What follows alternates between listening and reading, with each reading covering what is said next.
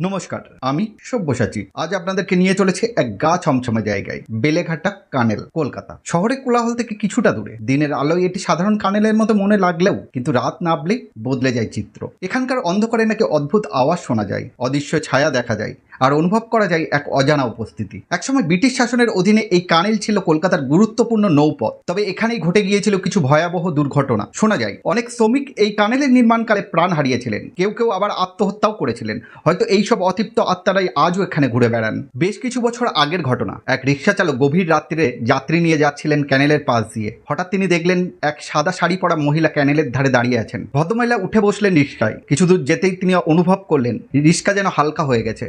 পিছন ফিরে তাকাতেই তার হৃদস্পন্দন থমকে গেল। রিক্সায় কেউ নেই, অথচ সিট ভেজা। অনেকে বলেন রাতের বেলা ক্যানেলের ধারে হাঁটার সময় শোনা যায় পায়ের শব্দ, কিন্তু আশেপাশে কেউ থাকে না। এমনকি কিছু মানুষ দাবি করেন হালকা কুয়াশার ভেতরে একটি ছায়ামূর্তি ধীরে ধীরে এগিয়ে আসতে দেখা যায়, কিন্তু কাছে আসার আগেই মিলিয়ে যায়। একদিন কয়েকজন কিশোর রাতের অন্ধকারে চ্যালেঞ্জ নিয়ে ক্যানেলের ধারে বসেছিল। হঠাৎ তাদের মধ্যে একজন জলের দিকে তাকিয়ে চিৎকার করে ওঠে, ওই দেখ, কেউ যেন জল থেকে উঠে আসছে। সেই ছেলেরা স্পষ্ট দেখেছিল একজন ভেজা অদ্ভুত দেখতে মানুষ ক্যানেলের জল থেকে উঠে আসছে, কিন্তু মুহূর্তের মধ্যেই সে কোথায় মিলিয়ে অদৃশ্য হয়ে গেল। কি সত্যি আর কি গল্প তা নিশ্চিত করে বলা খুব কঠিন। তবে একাধিক মানুষ এখানে অস্বাভাবিক ঘটনার সাক্ষী হয়েছেন। রাতের বেলা এই ক্যানেলের পাশ থেকে আপনারাও গেলে মনে হতে পারে কেউ আপনাকে অনুসরণ করছে। আপনি কি কখনো বেলেঘাটা ক্যানেলের পাশ দিয়ে গিয়েছেন? কোনো অভিজ্ঞতা থাকলে আমাকে জানান। আমি সব্যসাচী। আবার ফিরবো নতুন এক ভয়ঙ্কর গল্প নিয়ে। ভয়ের জন্য প্রস্তুত তো?